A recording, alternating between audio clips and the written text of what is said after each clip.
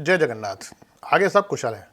देश सुरक्षित हाथों में, यह जानकर सभी मंडल कार्यकर्ता चैन की नींद सो रहे हैं। पार्टी का राष्ट्रीय अध्यक्ष तो आप चुन ही लोगे, पर हमने एक बार फिर सरदार जंडेल सिंह को मंडल अध्यक्ष बना दिया। पैसे वाले हैं, पढ़े लिखे नहीं हैं, अगर मगर ज़्यादा नहीं करते, धंधे की समझ पूरी है, चंदा खूब देते हैं।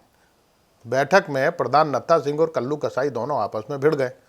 संघ पदाधिकारी के सामने भी सरदार जी के ड्राइवर और क्लीनर जोर जोर से मंदिर वहीं बनाएंगे के नारे लगाने लगे। सो संघ का समर्थन भी सरदार जी के साथ रहा। अब आप पूछेंगे, मंदिर तो बन गया, तो हमारा जवाब है, अभी और भी तो बनने हैं। सरदार जी ने अध्यक्ष बनते ही सबसे पहला जो काम हाथ में लिया वह था इतिहास विरोधियों को पीटने का। बैठक में लाठी को तेल पिलाते हुए भूरा भैया ने पूछा, पहले कॉमेडियन को पीटना है या विरोधी दल वाले नेता को? इतिहास के साथ छेड़छाड़ मंजूर नहीं है। भूरा भैया आजकल करणी सेना में काम करने लगे हैं। 2 साल पहले मोटरसाइकिल चोरी के केस में जेल काट कर आए हैं, पर देशभक्ति का जज्बा पूरा है। कहते हैं आपातकाल हो या आज़ादी की लड़ाई, हमारे तमाम नेता चोरी करते हुए ही जेल गए। बाद में उन्होंने खुद को क्रांतिकारी घोषित कर दिया। अपने इन तर्कों पर आपत्ति करने वालों को सीधा जवाब देते हैं कि इतिहास से छेड़छाड़ का अधिकार किसी एक को ही नहीं है। पार्टी के दिलचले कार्यकर्ता राधेलाल पंडित जी का कहना था, माना राणा सांगा का इतिहास पुराना है, उन्हें लेकर कहा जा सकता है कि वामपंथी इतिहासकारों ने गलत लिखा है, पर शिंदे जी का क्या करें, उनका इतिहास तो सभी ने देखा है। इस पर लच्छो सेठ ने आपत्ति जताई, तो क्या सच बोलने लगोगे? राजनीति का पहला नियम है, ऐसा बोलो जो कानों को मीठा लगे, भले ही झूठ बोलना पड़े।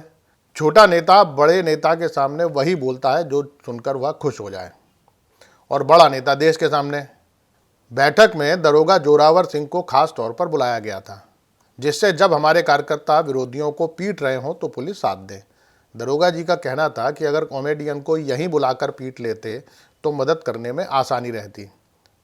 वैसे तो इस वक्त पूरे देश की पुलिस हिंदुत्व की लहर में डूबी है, पर कब किसका ईमान जाग जाए इसकी कोई गारंटी नहीं है।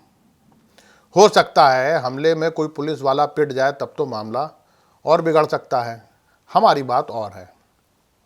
अब बहस इस बात पर हुई कि पिटाई सांकेतिक पुतले की करें या फिर किसी दूसरे कॉमेडियन को पकड़कर पीट दें। इतनी दूर तक कार्यकर्ताओं को ले जाने और रास्ते में खाने पिलाने का काफ़ी खर्च हो जाएगा। तय हुआ कि पिटाई पवन खान की जाए। वो जेएनयू वाले सिया जाधव की टीम का सदस्य है और रामलीला में विदूषक का रोल करता है। उसमें तीनों गुण हैं, अल्पसंख्यक भी है, कॉमेडियन भी और समाजवादी भी। हमले के बाद दरोगा जी और सरदार जी दोनों मीडिया के सामने जोरदार बयान देंगे कि हिंसा किसी भी कीमत पर बर्दाश्त नहीं की जाएगी। बैठक चल रही थी, तभी भोला जाटव जोर जोर से हंसने लगा। कल्लू कसाई ने पूछा तो बोला, गुरु, मोदी जी और योगी जी तो शहर और गलियों के ही नाम बदलते रह गए, मोहन यादव ने तो देश की समस्या का ही समाधान निकाल दिया। मध्य प्रदेश में बेरोजगार युवाओं को अब आकांक्षी कहा जाएगा। भोला का कहना था कि रोजगार भी क्या शब्द हुआ जिसमें बे लगाकर देश की समस्या बना दो। शालीन भाषा में ए बे कोई बोलता है क्या? आकांक्षी कितना सकारात्मक शब्द है, यहाँ से युवा महत्वाकांक्षी ही हो सकता है। अब बाली पार्टी के कंगनानौत बन चुके कार्यकर्ता भीमा कश्यप की थी। कहने लगा, हाँ, आकांक्षी शब्द केवल बेरोजगारी युवाओं तक ही सीमित नहीं है, इसका दायरा बड़ा है। कुछ लोग मोक्ष के आकांक्षी होते हैं जो रोज भगदड़ की खबर सुनने के बाद भी धार्मिक आयोजनों में पहुंच जाते हैं। जिस सिपाही के घर 54 किलो सोना पकड़ा गया वह भी आकांक्षी ही था। कुछ आकांक्षी ऐसे भी हैं जिनके घर नोटों की गड्डी ईडी नहीं पकड़ सकी, वहाँ फायर ब्रिगेड ने पकड़ ली। बेरोजगारी सरकार की जिम्मेदारी है और आकांक्षी व्यक्ति खुद की। कई लोग तो धनवान बनने की आकांक्षा होती है, अगर वह सरकारी व्यवस्था में है तो रिश्वत लेता है, छोटा व्यापारी है तो बैंक में गबन करता है और बड़ा व्यापारी सीधे सरकार खरीद लेता है। आकांक्षी नेता दल बदलता रहता है और कुछ नेताओं की आकांक्षा तो बुढ़ापे तक जागी रहती है। वे वनवास काटते हुए भी पीएम बनने के सपने देखते रहते हैं। बैठक में मोहन यादव की इस बात की प्रशंसा की गई कि वे अपनी सभाओं में केवल लाठी और तलवार चलाने का प्रदर्शन ही नहीं करते, शब्दों से खेलना भी जानते हैं। अब जनता समझ गई होगी कि पढ़े लिखे नेता को गद्दी सौंपने के कितने फायदे हैं।